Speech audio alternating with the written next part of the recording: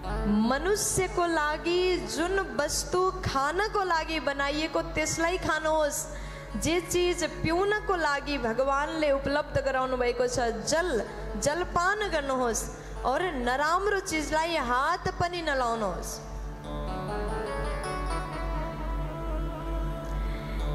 जो मनुष्य मदिरा पान गर्छ उसको जीवनमा सुख कसरी आउला? अब हजुर मिलाएर बुझ्नुहोस्।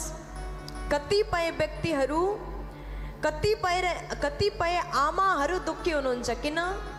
दिनभर घरमा काम गर्यो, बेलुकाको समय पतिदेव बाहिरबाट घर आउँदाखेरि नशा गरेर मदिरा पान गरेर हल्लिँदै आएको हुन्छ।